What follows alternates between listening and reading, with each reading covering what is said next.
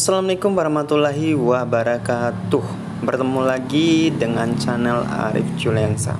Jika teman-teman menyukai video kali ini, silahkan tekan like, kemudian subscribe, dan tekan loncengnya agar teman-teman tidak ketinggalan video selanjutnya. Oke, sebelum kita mulai, marilah kita sama-sama membaca basmalah. Bismillahirrahmanirrahim. Tutorial mengerjakan tugas wajib baca 2 part 1, menimbangsi elemen struktur, balok kolom, dan perencanaan plat.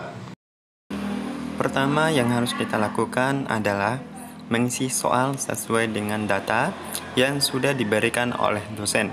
Seperti ini contohnya. Lihatlah baik-baik nama dan NIM teman-teman. Kemudian perhatikan fungsi gedung, mutu kekuatan beton, mutu baja tulangan, tegangan izin tanah, dan sebagainya. Setelah selesai mengisi, kita lanjut ke pembahasannya, teman-teman. Siap-siap. Oke, kita lanjut ke perencanaan balok. Nah, sebelum kita lanjut ke perencanaan balok, ada pertanyaannya nih.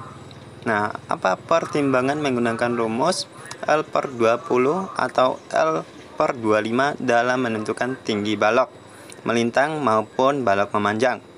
Nah, jawabannya adalah tergantung dari rasio total bangunan dibagi dengan total lebar bangunan.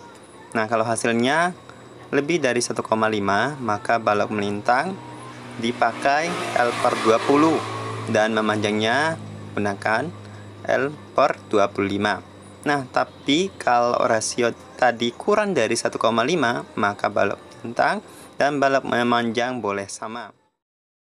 Nah, setelah kita selesai menghitung balok melintang dengan balok memanjang, kita sesuaikan dengan tabel konstruksi baja. Misalnya, H yang kita dapat, tinggi balok yang kita dapat 300, kemudian tebalnya atau B 150. Nah, jangan lupa juga mengambil tebal sisi dalam dan tebal sayapnya. Dan terakhir, jangan lupa untuk mengambil berat kilogram per meternya juga, sehingga kita bisa dengan mudah menggunakannya ketika perhitungan beban gempa. Kita lanjut ke perencanaan kolom. Pada perencanaan kolom yang perlu kita perhatikan adalah pada sisi kolom tengah dan pojok kita menggunakan profil king cross dan profil queen cross untuk bagian tepi. Kita lanjut ke perhitungan. Setelah kita mendapatkan tebal kolom atau B, kemudian tinggi kolom atau H, kita sesuaikan dengan tabel profil king cross. Misalnya, kita mendapatkan B kolom yaitu 250 mm, kemudian H kolom yaitu 125 mm. Kemudian jangan lupa juga tebal badan dan sayap profil, serta weight atau berat profil itu sendiri dengan satuan kilogram per meter. Oke, kita lanjut ke perencanaan plat. Dimana perencanaan plat ini biasa teman-teman kita tinggal langsung L-nya berapa, kemudian B baloknya berapa, balok melintangnya berapa, terus kita masukkan di dalam rumus yang sudah ada di pendahuluannya. Kemudian di sini setelah kita dapat hasilnya, nah kita tentukan hanya ini harus berada di tengah-tengah antara H- dengan H maksimal kita. Nah, yang saya dapat di sini yaitu 130 mm.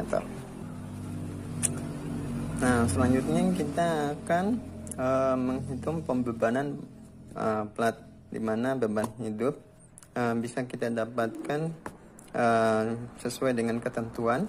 Kemudian beban mati ini kita dapatkan dari beban sendiri plat ya tadi yang kita hitung. Kalau di sini saya dapatnya 130 mm. Nah, teman-teman mungkin 0, mungkin teman-teman 90 mm, 80 mm sesuai dengan beban sendiri plat yang teman-teman dapatkan. Kemudian beban spacing, beban keramik, kemudian beban plafon. Kemudian kita jumlahkan dan hasilnya di sini saya dapatnya 459 kg per meter persegi. Nah, kemudian QO ini kita dapatkan dari 1,2 dikali dengan 459, yaitu beban mati, ditambah dengan 1,6 dikali dengan beban hidup, yaitu 250 kg. Nah, selanjutnya kita menghitung momen plat. Nah, cara menghitung momen platnya adalah dengan menentukan mana plat tipe 1 dan mana plat tipe 2, karena ini akan menentukan mana yang akan kita hitung terlebih dahulu. Oke, lanjut. Karena saya sudah menentukan, yaitu plat tipe 1 saya yaitu 7.000 per 6.000, dan setelah saya bagi saya dapatkan yaitu 1,175. Nah, sehingga setelah saya lihat di tabel ternyata 1,175 ini tidak dapat. Nah, sehingga nilai X untuk tumpuan terjepit di 4 sisinya, nilai X diperoleh dengan cara interpolasi. Nah, teman-teman bisa lihat di tabel selanjutnya. Nah, setelah melihat di tabel, karena nilai beta saya berada di antara 1,1 dan 1,2, maka nilai yang saya ambil itu yang saya lakukan atau interpolasi itu antara nilai 25 dan 28. Untuk lebih jelasnya teman-teman bisa lihat di perhitungan. Nah, setelah itu teman-teman bisa memasukkan angka-angka yang dari tabel seperti 25, 21, 59, 54 ke dalam perhitungan, dan teman-teman bisa menghitung seperti biasanya. Kalau menurut saya di sini teman-teman tinggal memasukkan saja ya, seperti angka 1,1, 1,2 itu adalah angka yang ada di tabel. Nah, sedangkan angka 1,175 itu adalah angka hasil dari beta yang kita dapatkan. Nah, karena angka yang kita dapatkan itu antara 1,1 dan 1,2, maka yang kita pakai yaitu angka 1,1 dan 1,2. Itulah asal datangnya angka 1,1 dan 1,2.